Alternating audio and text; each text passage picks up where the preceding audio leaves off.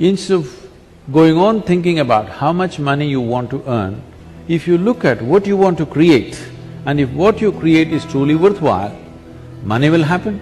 So if life has to happen the way you think it should happen, first of all, how you think, with how much focus you think, how much stability is there in your thought, and how much reverberance is there in the thought process will determine whether your thought will become a reality or is it just an empty thought. I know money is important, but money doesn't come because you desire money. It comes because you do something well. Instead of going on thinking about how much money you want to earn, if you look at what you want to create, and if what you create is truly worthwhile, money will happen. This idea, see for example, right now the modern examples, there are Narayan Murthis, there are Zuckerbergers, there are all these people. These people didn't bother about money. These people bothered about creating something. Because what they created was valuable to everybody, money naturally comes in. And above all, if you are creating what you value, if you are creating what you see as an immense value to everybody's life, you have the joy of creating it. How much money depends upon times. These are all… these huge massive successes like the Facebook or the Infosys or whatever else, these have ridden on a certain time. It is a historical thing. At certain time, certain technologies, certain breakthroughs allow these things to happen.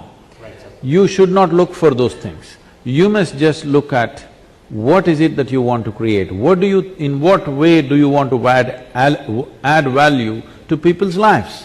If you're really offering something of great value to people's lives, why do you have to count the money? So if life has to happen the way you think it should happen, first of all, how you think, with how much focus you think, how much stability is there in your thought, and how much reverberance is there in the thought process will determine whether your thought will become a reality or is it just an empty thought.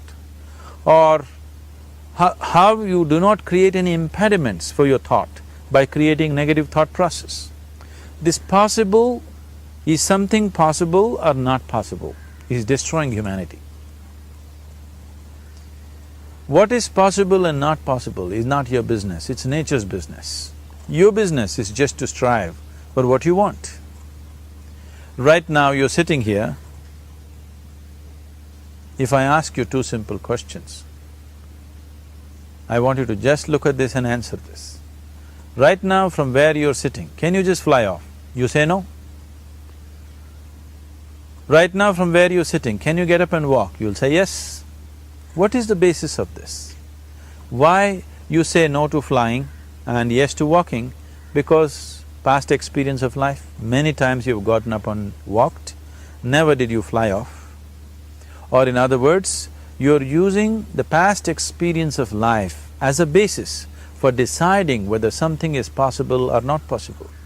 Or in other words, you have decided that what has not happened till now cannot happen in your life in future.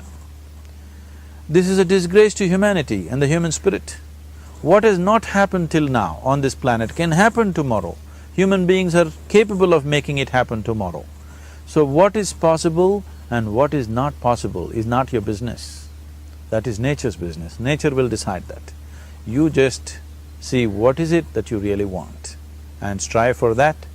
And if your thought is created in a powerful way, without any negativity, without any negative thoughts bringing down the intensity of the thought process, the first and foremost thing is, you must be clear what is it that you really want. If you do not know what you want, the question of creating it doesn't arise.